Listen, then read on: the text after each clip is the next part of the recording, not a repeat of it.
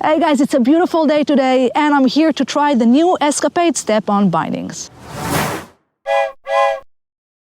Before I jump into this video, I just want to point out that the Genesis and the Escapade are the exact same binding. The Genesis is the men's version and the Escapade is the women's, and obviously the one I'll be using today. So let's first take a look at the two bindings. In general features, the bindings are very similar. We have the same footbed and underneath the reflex mounting system that allows you to mount it on whatever board you have. You also have the gas pedal that lets you adjust the binding according to your boot size. And this is something I really recommend you check because it will make sure you can engage in the bindings properly. As all step-on bindings, you have the 3-point connection with the double click in the heel and the 2 hooks near the toes. There's also the lever that you will pull in order to exit the bindings. Along with the new models for the step-ons, Burton also upgraded these toe hooks to the new version, the 2.0.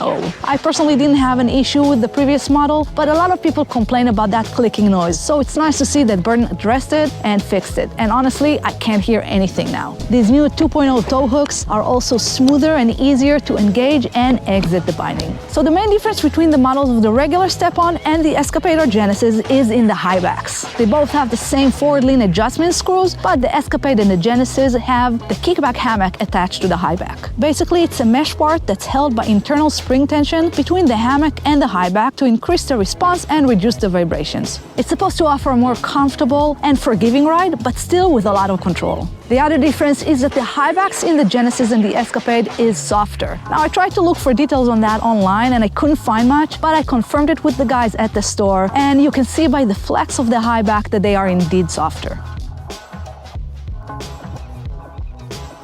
In general, I like to ride more aggressive camber boards, so it'll be interesting for me to see how these softer step-on version feel on my feel-good camber board. I also want to point out that I've been using the step-ons for almost 2 years, so I'm really familiar with how they feel in different terrains and conditions. My bindings before the step-ons were the Escapade strap bindings, so I'm really curious to see how this Kickback Hammock will affect the step-on bindings. So let's go.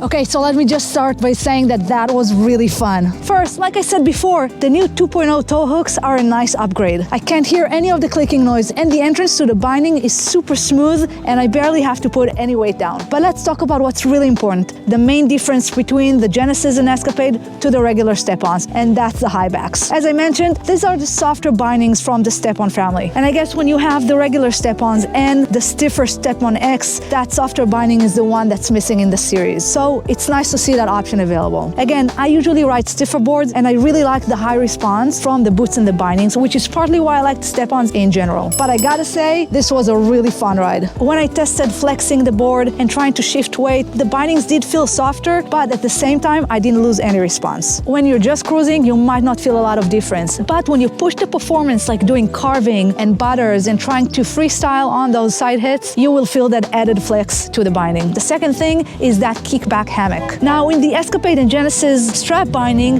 that top strap pulls the high back and gets the hammock to wrap around your ankle for added response. So in terms of that functionality, I'm not really sure it's serving the purpose, but that hammock is still there, sitting between your leg and the high back, supported by those inner spring system, and it's possible that's adding to the binding being so playful and responsive. So I'm not so sure it justifies the added cost to the binding, because without that hammock, you just have another step-on version that is softer. But if cost is not an issue, it's definitely a fun binding to have. Now, will I keep using the Escapade? Oh yeah. If I go out looking for more snow and doing really aggressive carving, I'll probably change back to the regular step-ons or even the Step-on X to get the maximum response from the binding. But on days like today, when I'm just here to have some fun and I'm doing a bit of carving, a bit of park, and looking for those side hits, these will be perfect. So that's it, guys. I hope this is helpful, and if you have any questions, feel free to post in the comments below, and don't forget to subscribe. See you soon.